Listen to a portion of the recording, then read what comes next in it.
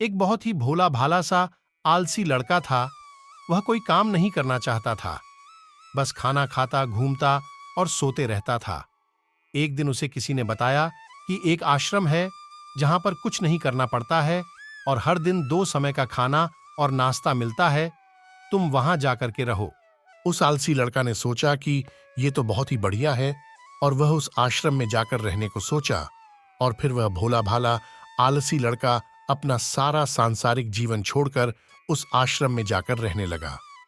आश्रम में गुरुजी रहते थे। वह कुछ समय सबको प्रवचन देते हैं। वह आलसी लड़का सुनता था, बाकी समय आराम करता था और फिर भर पेट खाना खाकर सो जाता था। ऐसे ही उस लड़के का दिन गुजरता गया। एक दिन उस आश्रम में कुछ भी नहीं बना। नाश्ते के समय नाश्ता नहीं मिला। उसने सोचा, नाश्ता नहीं मिला, भोजन तो मिलेगा। अब भोजन के समय भी उसे भोजन नहीं मिला। लड़का दौड़कर गुरुजी के पास गया और उसने पूछा कि आज भोजन क्यों नहीं बना। गुरुजी ने कहा कि बेटा, आज एकादशी है और जितने भी आश्रम के सदस्य हैं उनका उपवास है और तुम्हारा भी आज उपवास है। आज भोजन नहीं बनेगा। वह लड़का आलसी था और उसे भूख भी बहुत लगती थी। उसने गुरुजी से बोला कि मैं उपवास नहीं करूंगा, मुझे भूख लगी है, मैं खाना खाऊंगा। गुरुजी ने बोला, ठीक है, जाओ भंडारे में से सामान लेकर के आओ और आश्रम में नहीं बाहर ले जाकर के बना लो। लेकिन याद रखना, भोजन बनाने के बाद सबसे पहला भोग भगवान को लगाना और फिर तुम प्रसाद पाना। वह लड़का बोला, ठीक है, और फिर अनाज लेकर नदी की ओर पहुंचा। भोजन पकाने लगा, तैयार हुआ। उसके बाद कहने लगा कि भगवान श्री राम आइए, पधारिए, भोग लगाइए। अब जब उसे लगा कि भगवान तो आ नहीं रहे हैं, तो फिर कहने लगा कि मुझे मालूम है आपको तो अच्छा खाने की आदत है, मैं बना नहीं पाया और मुझे अच्छा भोजन बनाने भी नहीं आता, लेकिन जो भी रूखा सूखा बना है आकर खा लीजिए। भगवान श्री राम उसकी सरलता पर बहुत ही प्रसन्न हुए और उस लड़के को दर्शन दे दिए। उसने देखा कि भगवान श्री राम आए हुए हैं और उनके साथ में माता सीता भी आई हुई है। लेकिन लड़के ने सिर्फ 2 लोगों के लिए ही भोजन बनाया था, एक अपने लिए और दूसरा भगवान के लिए। और अब क्योंकि भगवान के साथ माता सीता भी आई हुई थी, तो उसने उस भोजन को माता सीता और भगवान के सामने ग्रहण करने के लिए रख दिया। भगवान श्री राम और माता सीता ने भोजन किया और उसके बाद जब वह जाने लगे, तो यह भोला सा आलसी सा लड़का बोला कि प्रभु, आप आए, दर्शन दिए, बहुत अच्छा लगा। मुझे खाने को कुछ नहीं मिला, लेकिन कोई बात नहीं। लेकिन आपसे एक विनती है कि अगली बार जब आप आएंगे तो कितने लोग आएंगे, ये बता दीजिए, ताकि मैं उतने लोगों के लिए भोजन बनाकर रखूं। भगवान श्री राम मन ही मन मुस्कुराए और फिर अंतर ध्यान हो गए। लड़का आश्रम गया, दिन बीतता गया और फिर एकादशी का दिन आया और इस बार उसने 3-4 लोगों के लिए अनाज लेकर के खाना बनाने के लिए नदी के किनारे पहुंचा और उसने बड़ी प्रसन्नता से भोजन बनाया और इंतजार करने लगा कि प्रभु आइए और भोग लगाइए। इस बार लड़का देखता है कि भगवान श्री राम पूरा राम दरबार लेकर के आए हैं, जैसे माता सीता, लक्ष्मण, भरत, हनुमान जी और सभी लोग आए हैं। लड़के ने 3-4 लोगों का भोजन बनाया था और इस बार भी भोजन कम पड़ गया। लड़के ने निराश होकर भोजन को प्रभु के आगे रख दिया। उन्होंने भोजन किया और फिर चले गए और इस बार भी लड़का फिर से भूखा रह गया।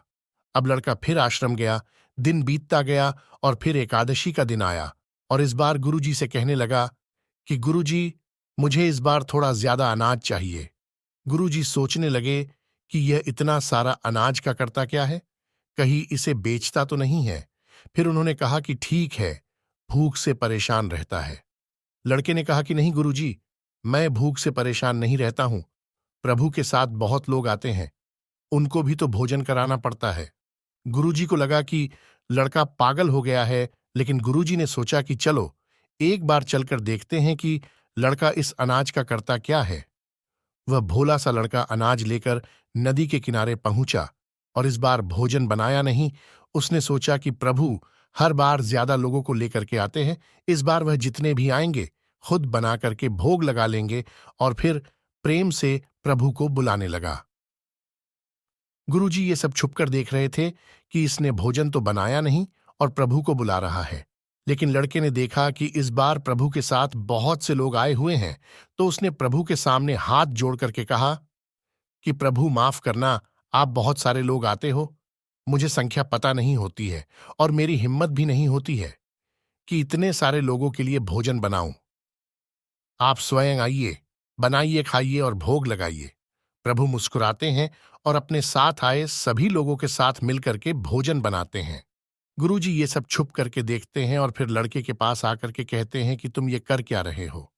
लड़का कहता है कि गुरुजी आपको दिख नहीं रहा है कि भगवान श्री राम पधार चुके हैं, माँ सीता आई हुई हैं, हनुमान जी आए हैं और भी सभी लोग आए हुए हैं, भोजन बना रहे हैं। गुरुजी ने बोला कि पागल हो गया है, मुझे तो कोई दिख नहीं रहा है। लड़का गुस्सा हो गया और बोला, प्रभु आप ये क्या कर रहे हो? एक तो मुझे भूखा रखा है और गुरुजी को दर्शन नहीं दे रहे हो, जो मुझे पागल समझ रहे हैं। कृपा करके गुरुजी को दिख जाओ। भगवान बोले, नहीं, मैं इन्हें नहीं दिख सकता। लड़का बोला, क्यों नहीं दिख सकते? मेरे गुरुजी तो बहुत महान है, बहुत बड़े ज्ञानी और ज्ञाता हैं।